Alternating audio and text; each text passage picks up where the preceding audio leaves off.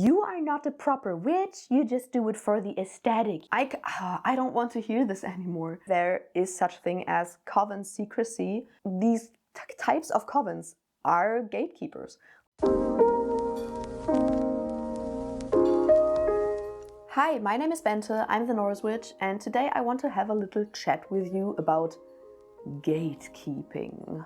The evil big topic of gatekeeping that everyone hates, but that I see thrown around so much as some kind of killer argument as soon as someone doesn't want to share some information, or as soon as someone says anything negative about someone's practice. I see this argument of gatekeeping thrown around so much, like, oh, you're just a gatekeeper, or you have to share it, you're such a gatekeeper. I see it thrown around so much on social media without any nuance to it. So I thought we could maybe have a little chat about it, because in my opinion there's more to it than just gatekeeping being this evil thing that you should stay away from. And I felt like, especially me as a coven member, and this coven being highly British traditional witchcraft influenced, well, we're gatekeeping basically. My coven is gatekeeping, so I thought I would probably be a pretty good person to talk about this topic, especially also as a Norse pagan, where a lot of people like to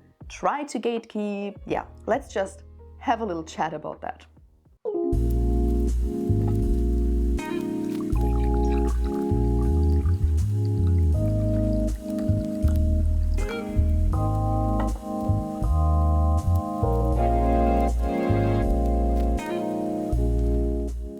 And by the way, I don't want to piss anyone off.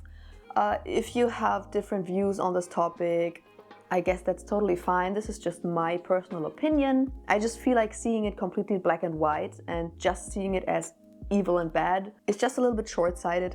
So let's just have a little chat about it.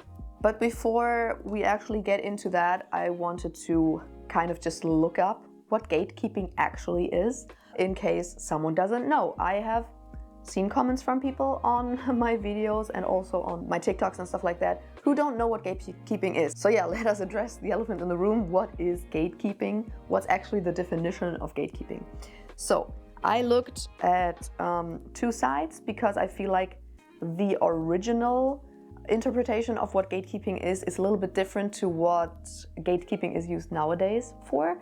So the Oxford Dictionary says about gatekeeping, it's the activity of controlling and usually limiting general access to something. So literally standing at the gate to something and saying, no, you can't enter. While, for example, the Urban Dictionary says, when someone takes it upon themselves to decide who does or does not have access or rights to a community or identity. I feel like the second is more of what we are talking about nowadays when talking about gatekeeping. So something like telling a Star Wars fan they aren't a proper Star Wars fan because they don't know this specific fact. So yeah, it's basically not letting someone participate in something, or not letting someone identify as something. So it could also be something like one trans woman telling another trans woman they're not properly trans because they don't want to wear pink dresses. Something like that. So nowadays, I would say it's more often than not kind of invalidating someone's practice or someone's views or someone's identity because they don't fit your standard. So some examples that I've seen, for example, are in several instances I've heard that, for example, I cannot be a Norse pagan because I am non-binary. So that is something that I've heard quite often revolved around my identity. People saying you can't be a Norse pagan when you don't have Scandinavian heritage. That's a big thing.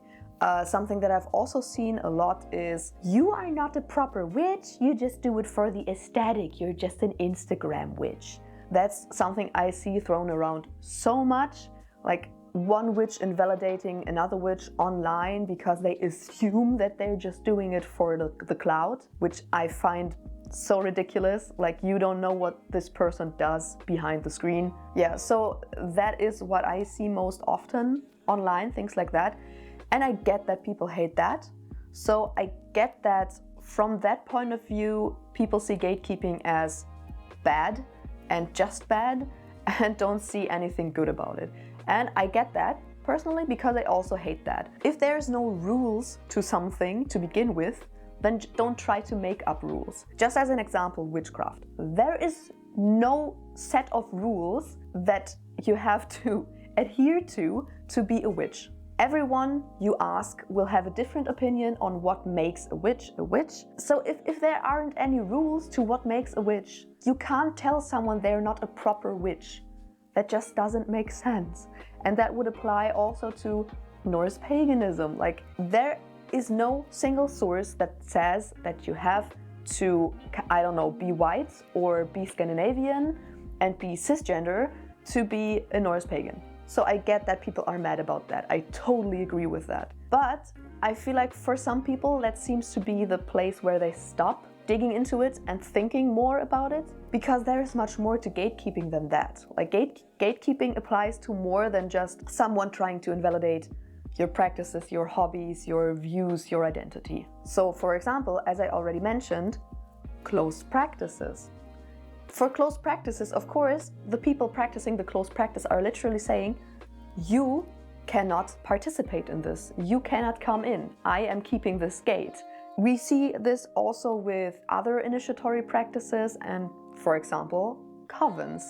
A lot of more traditional covens, for example, are gatekeepers because there is such thing as coven secrets. Every coven is different, so I'm not speaking on behalf of every single coven in this world. I am just speaking about more traditional covens, like the one that I'm in. But let us first talk a little bit about closed practices. To preface this, I am not a practitioner of any closed practice, so I can't really speak on behalf of people like that. I'm just trying to give you the information that I was given. But if you are dealing with a closed practice, please ask people who practice these closed practices and not me, because I don't know. The only thing I want to say about closed practices is that there is a reason why they are closed. It's not like people in closed practices just want to be mean to you. It's not like people in closed practices just are evil and just don't want to share information with you to bother you. No, those closed practices are closed for a reason. More often than not, these closed practices belong to minority groups that are actually threatened by white supremacy, for example. They have to be closed. They have to gatekeep because it's necessary. A lot of the times I see white people arguing, well, but don't we want to have like a worldwide practice where everyone shares their knowledge, everyone shares their practices? Wouldn't that be nice? I mean, I am also sharing my practices. I don't gatekeep. So why the need for closed practices? I don't get it. I don't want to hear this anymore. Honestly, like, have a little bit of empathy, please, a little bit of empathy for minority groups. It would be wonderful if we could share all of our practices. It would be wonderful if we would live in a world like that, but that's systematically not the case. I mean, just look at things like yoga and chakras. And like, how often do you see white people profiting off of it? And how often do you see people, for example, from India profiting off of it? The problem is that as soon as you open up this practice and you let everyone participate, you run the risk of it going mainstream and then going into new age territory and then being like regurgitated and misinformation being spread. We see that with chakras, for example. The chakras that most people are talking about, like in new age spaces, has little to nothing to do with what the chakras actually are. And people will only like learn the new age stuff and not the actual stuff anymore. So yeah, more often than not, it's just protection. It's protection of some people's traditions that otherwise would run the risk of being flooded and being lost, basically, because they're lost in all this misinformation that's spread around these traditions. But yeah, enough talked about closed practices. Let us start talking more about covens, for example, and other initiatory practices, because I am in such a coven. I am in a coven that's very heavily influenced by British traditional witchcraft. So we are an initiatory coven. If you want to join us, you have to do this whole 1 year and a day practice with us trial thingy until you get initiated. Not gonna lie, like if you had asked me like 5 years ago, I would have found that weird, but now I totally get it. And now I also totally get it why there is such thing as coven secrecy and oaths being sworn about those secrets so that you don't spread the secret coven mysteries and the coven traditions and practices outside the coven. But I feel like a lot of people, like how you're supposed to know these types of traditional covens aren't really popular anymore, so you don't really read about it, you don't really hear about it online. So I thought I would quickly get into that too, because I mean, these types of covens are gatekeepers. You can't just go to a British traditional witchcraft coven, for example, and ask them, give me your initiation ritual, or could you teach me your Yule celebration ritual, or something like that. They won't do that. They won't share that with you. That is part of the coven secret, and that is not shared outside of the coven. Why? Why do covens do that? Why don't they just share what they do? There are covens out there who do share what they are practicing and don't have a problem with that. Of course, if we look at history, like when the whole new witchcraft movement emerged, witchcraft was still illegal. So if you shared what you're doing, you could end up in jail. This coven secrecy was very much needed. Out of this secrecy that was needed to protect yourself and the rest of your coven, kind of emerged this idea that this secrecy also led to your practice being more powerful. So the more this close-knit group of people, that is what a coven is. A coven is like a family, a very, very close-knit group of people who are there for each other always. The more this group of people would practice something, would maybe perform a spell or a ritual, the more powerful it would get. These traditions would be passed down and passed down and passed down, and that way, for example, we still have people now practicing what maybe Gerald Gardner started, or what Alexander's started. These traditions get passed down and practiced by so many people over and over and over that are all in the same initiatory line. That is thought to be very, very powerful. And I personally get it. The thought is that if you would share all of these secrets, that would kind of water down the power of those traditions and those rituals and spells, which also stems from the thought that your coven over time creates an egregore because you're working with each other a lot. And you're practicing all of your traditions and spells and rituals, etc. You're practicing together, you're meditating together. So over time, this egregore forms, all of these energies from the people in the coven with these traditions, etc. And the more you practice them, the stronger this egregore gets, and you can kind of use the force of this, the power of this egregore in your spells and rituals. And if you would like open up and share all of your traditions, then you would water down this egregore because so many other people would start practicing this stuff. So this egregore would be watered down and would kind of dilute and maybe even disappear at some point, and then all this power would be lost. You don't have to agree with that, you don't have to share this view on things, it's totally fine, but please just be respectful about that. I just feel like that's totally valid. I always wonder where this "you're such a gatekeeper" comes from when it comes to sharing information or not wanting to share information.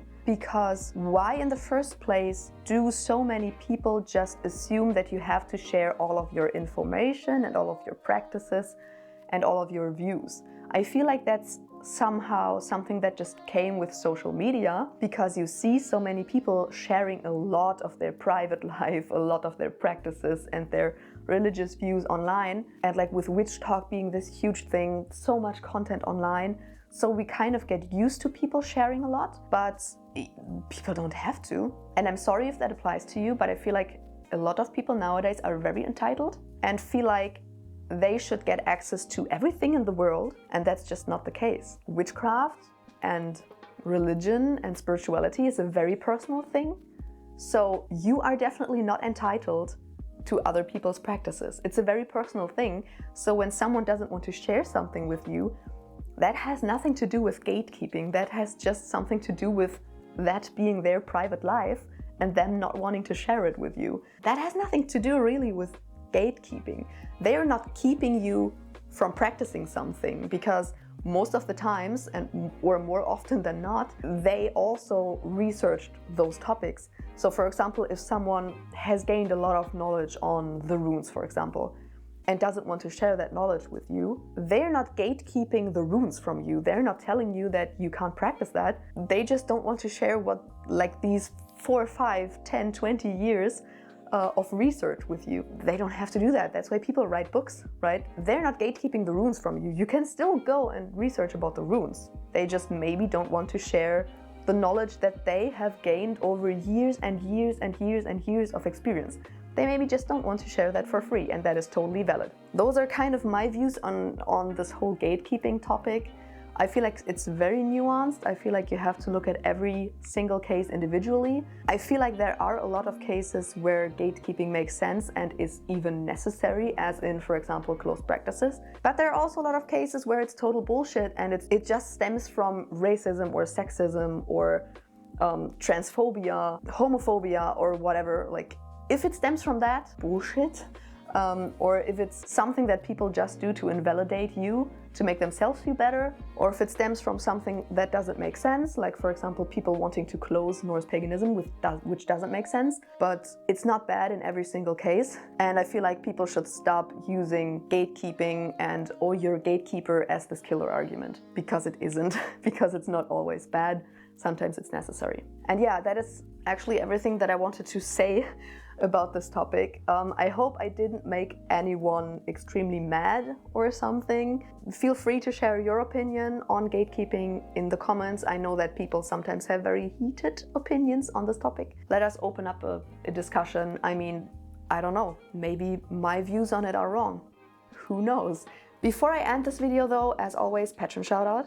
Thank you very, very, very much to Ingi, Bresky, Prince Edlin's boyfriend, JB, Karina, Tim, Anna, Qboard, Mode, Alexander, Laura, Amber, Kristen, John, Ivy, Phoenix, Anton, Noemi, Jenny, Tyler, Els, Betty, Misty, Cameron, Tiffany, Amy, Colette, Soren, Braden, Tell, Timothy, Coffee, the honorary gossip squirrel, Bjorn, Scylla, Ash, and Lucy.